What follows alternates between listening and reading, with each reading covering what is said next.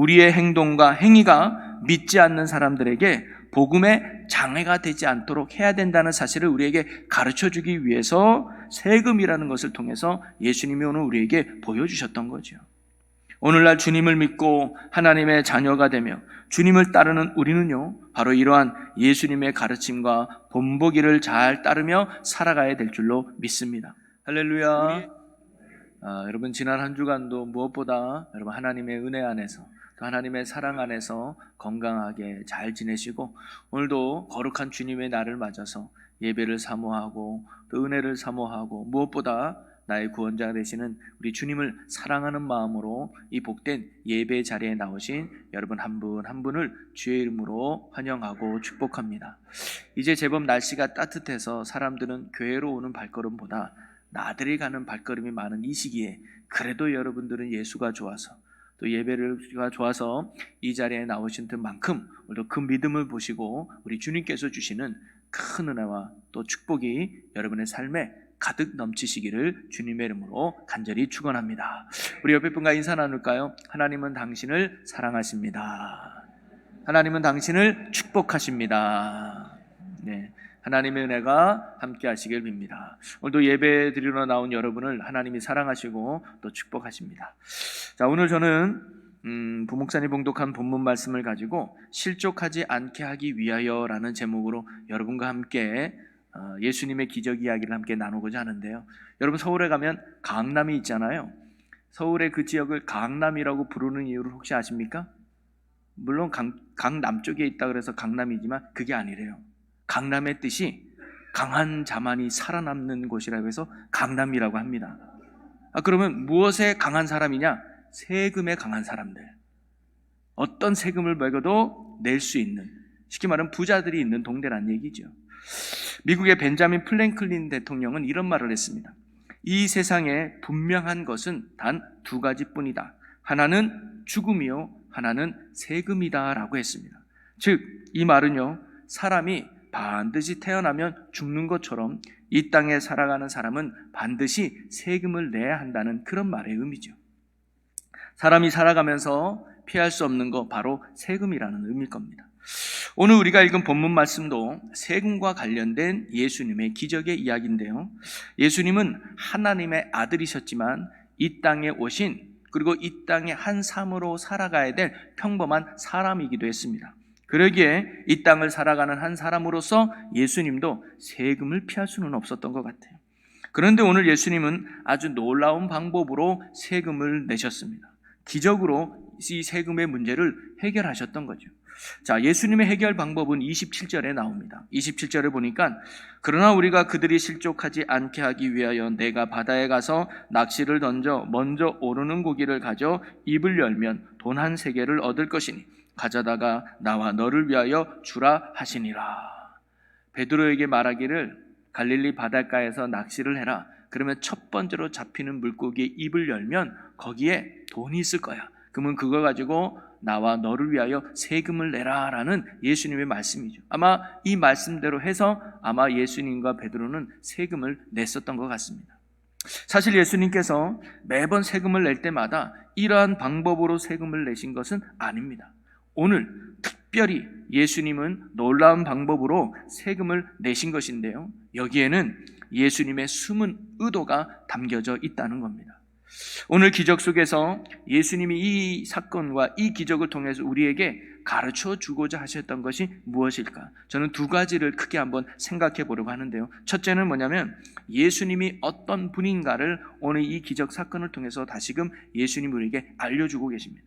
그리고 두 번째는 예수님을 따르는 자들, 오늘날 주님을 믿고 따르는 자들이 어떠한 삶의 자세와 모습으로 살아가야 하는지를 오늘 이 기적을 통해 예수님은 우리에게 가르쳐 주고 있다는 거죠.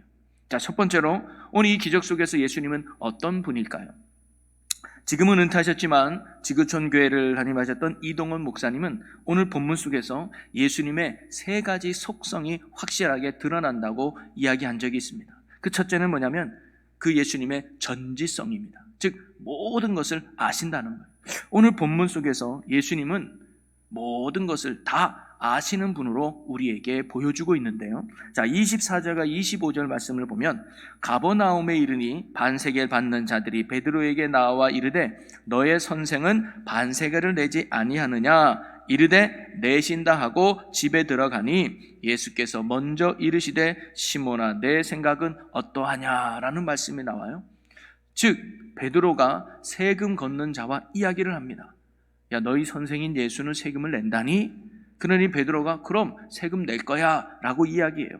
즉 베드로가 세금 걷는 자와 이야기할 때는 예수님이 현장에 계시지 않았어요. 그리고 그 얘기를 끝나고 베드로가 집에 들어오니까 예수님이 집에 계셨단 말이죠. 그런데 베드로가 세금 걷는 자와 나눈 이야기를 하기 전에 이미 예수님이 먼저 세금과 관련된 이야기를 꺼냈다는 것을 우리가 알 수가 있습니다.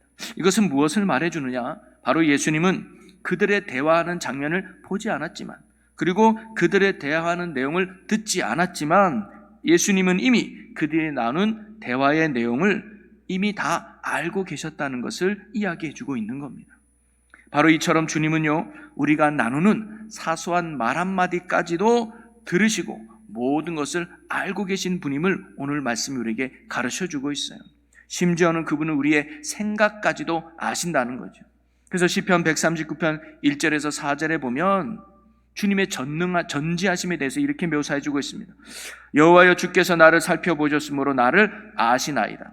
주께서 내가 앉고 일어섬을 아시고 멀리서도 나의 생각을 밝히 아시오며 나의 모든 길과 내가 눕는 것을 살펴보셨으므로 나의 모든 행위를 익히 아시오니 여호와여 내 혀의 말을 알지 못하시는 것이 하나도 없으시니이다.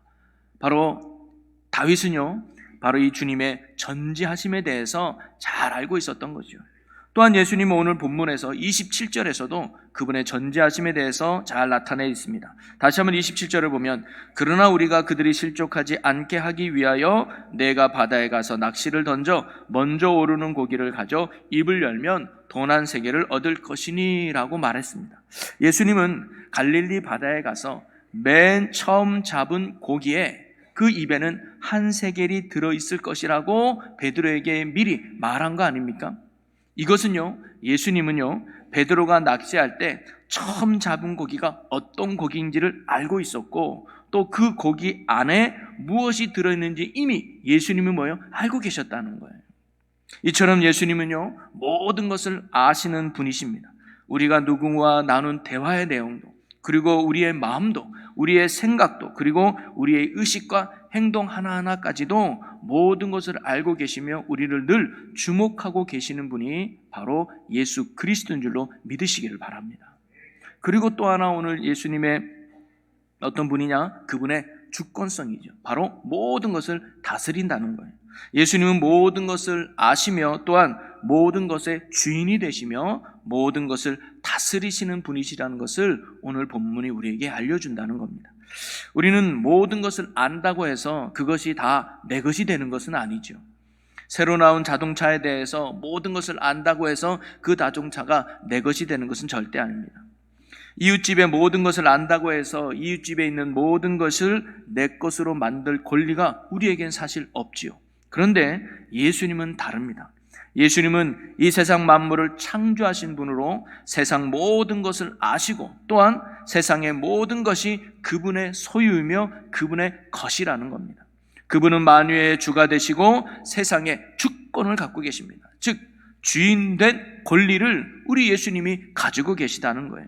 바로 세상의 모든 것은 그분의 다스림 안에 있다는 사실입니다.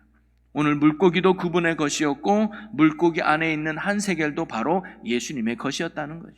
그리고 세 번째로 예수님의 무엇을 말씀했느냐? 섭리성을 이야기해 줍니다. 예수님께서는 모든 것을 아시고 또 모든 것의 주인이 되시는 주님께서는 또한 모든 일을 주님의 뜻 안에서 주장하시는 섭리자이라는 사실입니다. 물고기 입안에 한 세겔의 돈이 들어가 있는 일이나 또는 그 물고기가 베드로의 손에 첫 번째로 잡히는 일이 우연일까요? 우리가 보기에는 우연인 것 같아도 그것은 실로 주님께서 개입하시고 역사하신 일이라는 사실이죠. 실제로 하나님의 섭리는 이와 같은 사소한 사건까지도 개입하셔서 우리의 삶에 역사하신다는 것입니다. 그래서 믿는 우리에겐 우연이란 없다는 겁니다. 우리가 일상생활 가운데 드러내는 평범한 행동이나 말 한마디까지도 포함해서 우리의 삶의 배후에는 바로 살아계신 하나님의 역사가 있다는 것이죠. 하나님은 오늘도 보이지 않는 손길을 통해 우리의 삶에 간섭하시고 우리의 삶에 개입하시고 또 우리의 삶을 이끄시고 역사하시는 하나님이심을 여러분 굳게 믿으시기를 바랍니다. 바로 오늘 이 사건을 통해서 예수님이 어떤 분임을 가르쳐 주느냐, 우리의 모든 것을 아시는 분이시며 또한 우리 모든 것의 주인이 되시며 모든 것을 다스리시는 분이시며 또 더 나아가 모든 것을 주장할 수 있는 분이 예수님이라는 사실이죠. 오늘 저와 여러분이 이런 주님에 대한 믿음으로 살아갈 수 있기를 주님의 이름으로 간절히 축원합니다. 그리고 두 번째로 오늘 기적 이야기를 통해서 예수님이 가르쳐 주고자 했던 것은 뭐냐면 바로 주님을 믿고 따르는 자들이 어떠한 삶의 자세로 삶의 모습으로 살아가야 하는지를 오늘 예수님이 가르쳐 주셨다는 겁니다. 자, 오늘 말씀을 보니까 반세계를 받는 자들이라는 표현이 나오는데요, 이 반세계를 받는 자들은 성전세를 걷는 자들을 말합니다. 과거 모세의 율법에 보면 20세 이상 남자는 1년에 반세겔의 성전세를 내게끔 되어 있거든요. 자, 출애굽기 30장 13절에 보면 무릇 계수 중에 드는 자마다 성소의 세겔로 반세겔을 낼지니 한 세겔은 20게라라 그 반세겔을 여호와께 드릴지며. 유대인들은 20세 이상의 남자는 1년에 한 번씩 반세겔의 성전세를 내야 돼요. 그리고 그러한 법이 예수님 당시에도 유지되고 있었다는 거죠. 자, 반세겔은요 2드라크마의 양입니다. 여러분, 한 드라크마가 하루 품삯 아닙니까? 그러니까 반세겔은 2드라크마, 즉 오늘날로 말하면 한 이틀 분의 품삯을 이야기하는 거예요. 그래서 20세 이상 남자들은 오늘날로 말하면 20만 원 정도를 1년에 한 번씩 성전세로 냈다는 거죠. 자, 일정한 주거지가 없이 이곳저곳 복음을 전하기 위해 다니셔야만 했던 예수님도 유대인이었기에 이런 성전세를 내야만 했던 겁니다. 그래서 베드로에게 너희 선생은 세금을 안 내냐라고 말했을 때 세금을 낼 거야 라고 베드로가 말을 하죠. 베드로가 예수님도 내신다라고 대답했던 것은 지금까지 세금을 내지 않은 예수님을 두둔하기 위해서 말한 건 아니에요. 야, 왜 네 선생님이 세금 안 내냐? 아니, 낼 거야. 우리 그런 거 있잖아요. 돈 빌려간 사람이 너 언제 줄 거야? 준다니까. 줄 마음은 없는데 그냥 말로만. 그 베드로도 예수님은 지금까지 세금을 내지 않아서 예수님을 두둔하기 위해서 아니 낼 거야 이렇게 말한 게 아니었다는 거예요. 아마도 주님은 꼬박꼬박 세금을 내셨고 베드로도 세금에 대해서는 예수님께서 분명하게 내실 것을 알고 있었기에 그 사람에게 내신다라고 대답했던 거죠. 자, 성경은요 모든 그리스도인들이 이 땅에 살아가는 삶의 윤리 가운데 하나가 세금을 잘 내는 것임을 가르쳐 줍니다. 자, 로마서 13장 7절에 보니까 모든 자에게 줄 것을 주되 조세를 받을 자에게는 조세를 바치고 관세를 받을 자에게는 관세를 바치고 두려워할 자를 두려워하며 존경할 자를 존경하라 라고 가르쳐주고 있습니다. 우리가 이 땅에 살아가는 사람으로서 이 땅의 법인 세금의 법을 잘 지키는 것이 성도의 마땅한 바임을 성경이 우리에게 늘 가르쳐주고 있는 거죠. 오늘 말씀도 예수님께서 정직하게 세금에 내는 것의 본을 보여주신 말씀이라고 생각이 듭니다. 자, 그런데 여기서 우리가 기억해야 될 중요한 사실이 하나 있는데 그게 뭐냐면 예수님께서는 세금을 내실 필요가 없는 분이라는 거예요. 여러분, 본문 25절 말씀해 보면 이렇게 나옵니다. 이르되 내신다 하고 집에 들어가니 예수께서 먼저 이르시되 시몬아 내 생각은 어떠하냐? 세상 임금들이 누구에게 관세와 국세를 받느냐? 자기 아들에게냐 타인에게냐? 라고 물어요. 여러분, 고대 왕국에서는 왕이 왕자에게 세금을 걷는 이유는 없습니다. 왕자는 세금을 낼 필요가 없죠. 왜냐하면 그 나라는 왕의 것인과 동시에 왕자의 것이기도 하기 때문입니다. 예수님은 하나님의 아들이시죠. 하나님은 어떤 분이에요? 이 세상의 왕 아닙니까? 그러면 예수님은 곧 이 세상의 왕자인 거예요. 성전세를 내는 목적은 무엇이냐면 성전의 보수와 유지를 위해서 내는 거예요. 성전의 주인은 곧 하나님이시죠. 그러니 하나님의 아들인 예수님도 동일하게 성전의 주인 되시는 겁니다. 이 땅의 주인이 하나님이신 것처럼 이 땅의 주인이 예수님이요, 성전의 주인이 하나님이신 것처럼 하나님의 아들인 예수님도 성전의 주인이라는 거예요. 그러므로 성전의 주인 되시는 예수님은, 이 땅의 주인 되신 예수님은 성전세, 세금을 낼 필요가 사실 없다는 거예요. 자, 그런데 예수님께서는 굳이 이러한 방법을 통해서라도 세금을 내려고 했던 이유가 무엇일까? 그게 27절입니다. 27절을 우리 다시 한번 읽어볼까요? 그러나 우리가 그들이 실족하지 않게 하기 위하여 내가 바다에 가서 낚시를 던져 먼저 오르는 고기를 가져 입을 열면 돈 한 3개를 얻을 것이니 가져다가 나와 너를 위하여 주라 하시니라. 예수님께서 굳이 이러한 기적적인 방법을 통해서 세금을 내려고 했던 이유가 뭐예요? 그들이 실족하지 않게 하기 위하여 내가 세금을 낸다는 거예요. 여기서 우리가라는 것은 예수님과 예수님을 따르는 제자들을 말하죠. 오늘날 믿는 자들입니다. 그러면 그들이라는 건 누굴까요? 예수님을 따르지 않는 사람들, 오늘날 불신자를 말하는 거예요. 그리고 여기서 실족하지 않게 한다는 말은 뭐냐면 헬라어로 스칸다리조라는 단어인데요, 여기에서 영어 스캔들이라는 단어가 여기서 나온 거예요. 우리를 혼란에 빠뜨린다, 불미스러운 일로 휘말리게 한다, 걸려 넘어지게 한다, 함정에 빠뜨린다, 그게 이런 의미거든요. 즉 한마디로 말하면 예수님은 불신자들이, 즉 예수님을 믿지 않는 자들이 실족하지 않도록, 걸려 넘어지지 않도록 하기 위해서 세금을 내신다는 말씀이에요. 만일 성전세를 내지 않으면 사람들은 유대인의 의무를 다하지 않는 예수님과 제자를 배척할 수도 있었습니다. 아니, 우리도 힘든데 어렵게 성전세를 내는데 아니 누구는 성전세를 안 내? 어허 하면서 오히려 예수님을 믿기는커녕 예수님을 멀리할 수 있기 때문이죠. 그래서 예수님은 이러한 일이 생기지 않도록 예수님은 세금 낼 필요도 없지만 굳이 세금을 내셨던 것입니다. 한마디로 말해서 예수님이 세금을 내신 이유는 복음에 장애가 되지 않기 위해서였다는 거예요. 오늘 예수님께서 세금을 내신 이야기를 통해서 우리에게 가르쳐주고자 하는 내용이 바로 이겁니다. 우리의 행동과 행위가 믿지 않는 사람들에게 복음에 장애가 되지 않도록 해야 된다는 사실을 우리에게 가르쳐주기 위해서 세금이라는 것을 통해서 예수님이 오늘 우리에게 보여주셨던 거죠. 오늘날 주님을 믿고 하나님의 자녀가 되며 주님을 따르는 우리는요, 바로 이러한 예수님의 가르침과 본보기를 잘 따르며 살아가야 될 줄로 믿습니다.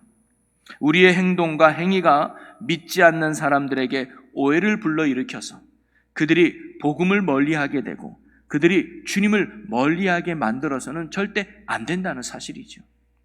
예수님은 세금을 내지 않아도 됩니다. 세금을 내지 않을 자유가 예수님께는 있었어요. 그러나 불신자들을 위해서 예수님은 기꺼이 그 자유를 포기하며 세금을 내셨다는 거죠. 여기서 우리는 그리스도인의 자유에 대해서 한번 생각해 볼 필요가 있습니다. 여러분, 우리가 하는 행동 가운데 많은 부분은 선과 악으로, 옳고 그름으로, 맞고 틀림으로 분명하게 나눌 수 없는 일들도 우리가 살아가다 보면 참 많이 있죠. 악한 행동이나 죄된 행동이 아님에도 불구하고 때로는 우리가 하지 말아야 될 일들도 우리 주변에는 참 많이 있을 수 있다는 거예요. 예를 들어서 우리는 술을 먹을 자유가 있죠. 그리고 담배 필 자유도 있습니다. 먹고 마시는 것은 결코 우리의 신앙생활에 문제가 되지는 않습니다. 그러나 여기서 중요한 것은 뭐냐면 그 행동들이 복음에 어떠한 영향을 미칠 것인가 하는 점이라는 거죠. 만약 오해를 불러일으켜서 복음 전파에 장애 요인이 되고 하나님의 영광을 가르는 일이 된다면, 그리고 이웃 사람들이 하나님께 나오는 길에 걸림돌이 된다고 한다면 우리는 그 행위를 조심하고 삼가해야 된다는 겁니다. 그걸 예수님이 오늘 가르쳐 주신 거죠. 성경은 우리에게 이렇게 가르쳐 줍니다. 로마서 14장 21절에 보면 고기도 먹지 아니하고 포도주도 마시지 아니하고 무엇이든지 내 형제로 거리끼게 하는 일을 아니함이 아름다우니라. 또 19절에도 그러므로 우리가 화평의 일과 서로 덕을 세우는 일에 힘쓰나니. 여러분, 고기를 먹고 포도주를 마시는 자유가 우리에게 충분히 있지만 그러한 행동이 혹시 다른 형제들에게 상처를 주고 다른 형제들을 실족하게 하는 일이라면 안 하는 것이 성도로서의 아름다운 일이며 덕을 세우는 일이라고 성경 우리에게 가르쳐 주고 있는 것입니다.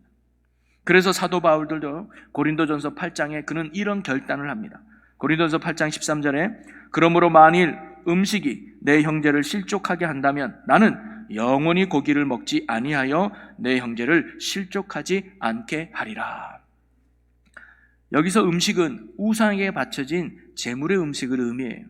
당시에는요, 자기가 믿는 우상들에게 먼저 제물로 제사를 지낸 후에 그리고 그 음식을 먹고 또는 밖에 나가서 팔거나 사람들에게 나눠 주었습니다. 그래서 우상에게 바쳐진 이 음식을 먹어도 되는가 하는 문제가 당시 초대교회 안에 심집지 않게 일어났던 문제였습니다. 그때 바울은 우상은 아무것도 아니다. 사람이 만든 형상일 뿐이다. 그리고 그 음식은 단순한 음식일 뿐이니 그거 먹는다고 구원 안 받고 그거 먹는다고 지옥 가고 그런 거 아니다. 우리가 구원받는 거는 아무런 상관이 없다라고 이야기해요. 하지만 바울이 여기서 중요하게 여기는 것은 뭐냐면 우상의 제물을 먹느냐 안 먹느냐 이 행위가 중요한 것이 아니라 다른 사람들이 우리의 행위를 보고 어떻게 판단하고 어떻게 생각하느냐가 더 중요하다는 사실이죠. 그러면서 10절에 이렇게 말합니다. 지식 있는 내가 우상의 집에 앉아 먹는 것을 누구든지 보면 그 믿음이 약한 자들의 양심이 담력을 얻어 우상의 제물을 먹게 되지 않겠느냐. 나는 믿음이 있어서 우상을 믿질 않아요. 그리고 음식은 단순한 음식이기 때문에 나는 먹어도 아무 이상 없어. 그래서 음식 먹을 자유가 있어서 먹지만 혹시 내가 우상의 제물을 먹는 그 장면을 믿음 약한 사람이 본다면 예수 믿어도 우상의 제물을 먹네? 우상의 제물을 먹는다는 것은 그 우상을 믿는다는 얘기고 그 우상을 의지한다는 얘기인데 오케이, 그럼 나도 우상을 믿어야지. 그럼 나도 우상을 의지해야지 라는 그들에게 또 다른 죄를 짓게 만드는 요소가 된다는 사실이에요. 그리고 이러한 사람들도 결코 죄가 없다라고 말할 수 없다는 겁니다. 그러면서 12절에 이렇게 말하죠. 이같이 너희가 형제에게 죄를 지어 그 약한 양심을 상하게 하는 것이 곧 그리스도에게 죄를 짓는 것이니라. 예를 들어 목사인 제가 술을 좋아한다고 칩시다. 그래서 술을 먹는 건 구원과는 아무런 상관이 없어요. 술을 먹는다고 지옥 가고 안 먹는다고 천국 가는 건 아니니까. 단순히 그냥 자유니까. 그래서 제가 술을 먹어요. 식당 가서도 소주 시키고 맥주 시키고 폭탄주 만들어서 먹었다고 칩시다. 아무 문제 없어요. 그런데 제가 술을 먹는 그 모습을 새신자나 성도들이 보고 어머, 목사님도 술을 먹네? 술 먹어도 괜찮구나 하면서 그날 저녁에 술집에 가서 마음 놓고 술을 먹고 술을 취해서 죄를 범하는 모습이 있다면 그 죄짓게 하는 책임에서 나는 자유롭지 못하다는 거예요. 나에게도 그것이 죄가 된다고 성경 우리에게 가르쳐 주는 것입니다. 그래서 바울은요, 이렇게 다른 사람이 나의 행동 때문에 죄를 지을 수 있기 때문에 나는 평생 고기, 즉 우상의 제물을 먹지 않겠다라고 결단한 거예요. 맛이 없어서 안 먹는다는 게 아니에요. 싫어서 안 먹는다는 게 아니에요. 복음의 장애가 되니까, 복음의 방해가 되니까, 다른 사람들에게 실족할 이유가 되니까 내가 자유는 있지만 그 자유를 기꺼이 포기하는 바울의 결단과 고백을 보여주고 있는 거죠. 여러분, 혹시 우리가 신앙의 자유라는 이름으로 또는 우리가 주님을 위한다고 하는 명분 아래 나의 행위나 나의 행동이 다른 사람을 실족하게 하거나 또는 다른 사람을 넘어지게 함으로 복음에 방해가 되고 있지 않은가 돌아볼 수 있는 오늘 이 시간이 되기를 주님의 이름으로 간절히 소망합니다.